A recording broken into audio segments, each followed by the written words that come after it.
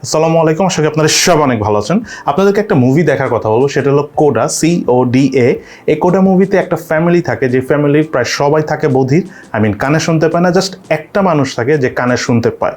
এবং এই মুভিটার মধ্যে এই কানে শুনতে পায় না এই অ্যাক্টিং করে একটা মানুষ ওয়ার্ল্ডের এই পর্যন্ত ইতিহাসে সেকেন্ড টাইমের মতো অস্কার পেয়েছে। চিন্তা করতে পারেন, কানে শুনে না এই ধরনের অ্যাক্টিং করে অস্কার পেয়েছে, অনেকটা ব্যাচেলর পয়েন্টসের রোকেয়ার মতো। যাই হোক, যে জিনিসটা মেইনলি বলতে চাচ্ছিলাম, এই মুভিটা 2021 সালে অ্যাপেল স্ট্রিমিং প্লাস, অর্থাৎ অ্যাপেলের যে স্ট্রিমিং সাইটটা রয়েছে তারা কিনে নিয়েছিল। কিনে নিয়ে দেন এই মুভিটা তারা তাদের পক্ষ থেকে এটা সম্প্রচার করেছে। দেন এই মুভিটা অস্কার জিতেছে এবং পৃথিবীর ইতিহাসে প্রথমবারের মতো স্ট্রিমিং প্ল্যাটফর্ম হিসাবে অ্যাপেল টিভি প্লাসটাও অস্কার জিতে নিল, যেটা আসলে ইন্টারেস্টিং একটা বিষয়।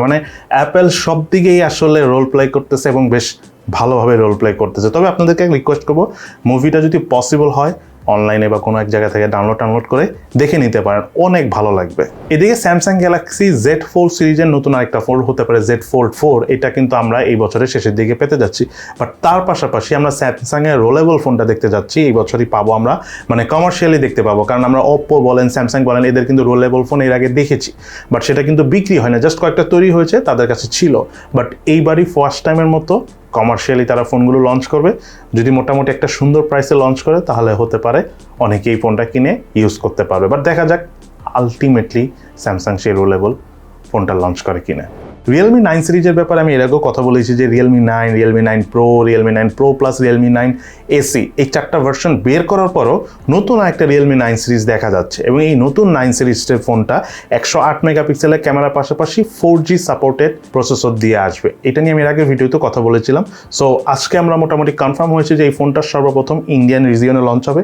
এমন হতে পারে বাংলাদেশ মার্কেটে লঞ্চ হতে পারে এপ্রিলের দিকে ইন্ডিয়া লঞ্চ হবে, বাংলাদেশে মে মাসে বা জুন মাসের দিকে হবে। তবে আপনাদেরকে একটা কথা বলে দিই, রিয়েলমির আপাতত বাংলাদেশ মার্কেটে একটা ফোনই আসবে, Realme Narzo 50, সেটা আগামী মাসের 3 তারিখে আসবে। দেন আর ঈদের আগে তেমন কোনো ফোন আসার খুব একটা চান্স নাই। যদি আসে সেটা অবশ্যই আপনারা জানতে পারবেন বা আমরা জানিয়ে দিব। এদিকে আমরা এশিয়ান মার্কেট, স্পেশালি ইন্ডিয়ান জোনে বা আমাদের জোনে আমরা স্যামসাংয়ের ফোল্ড মোবাইল দেখেছি, আরেকটা হলো অপ্পোর ফোল্ড মোবাইল দেখেছি। আর অনেক কোম্পানি ফোল্ড মোবাইল তৈরি করেছে, বাট আমাদের এই রিজিয়নে খুব একটা লঞ্চ করেনি।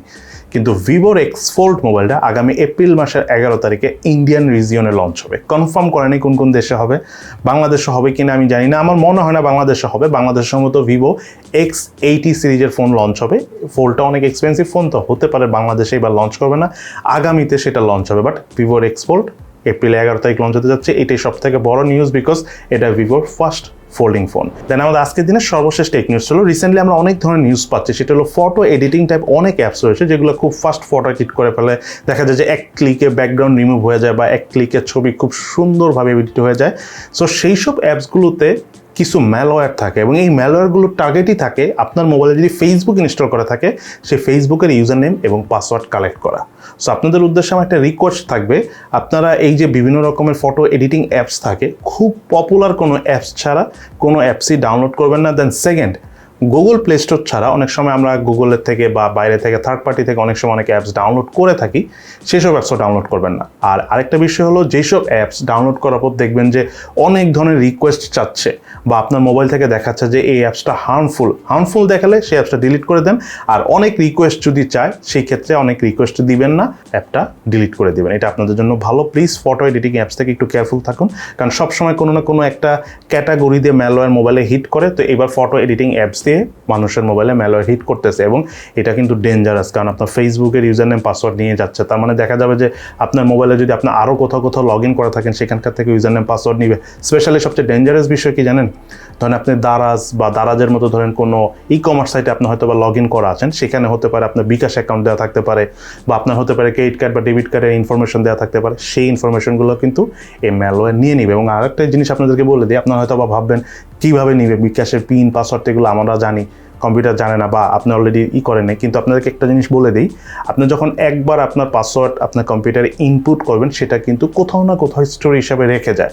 সো এই ম্যালওয়্যারগুলো অনেক আপডেটেড। আপনি যদি লাইফে একবার হলো পাসওয়ার্ড দেন, সেই পাসওয়ার্ডটা বের করে ফেলতে পারবে যদি আপনার কম্পিউটারে অথবা মোবাইলে এই ম্যালওয়্যারটা ঢুকে যায়। সো ভেরি মাচ কেয়ারফুল থাকবেন, অযথা আননেসেসারি শর্টকাট কোনো ফটো এডিটিং অ্যাপস আপনার মোবাইলে ইউজ করবেন না। সো সবাই ভালো থাকেন, সুস্থ থাকেন, ইনশাআল্লাহ দেখা হবে ফিউচারে।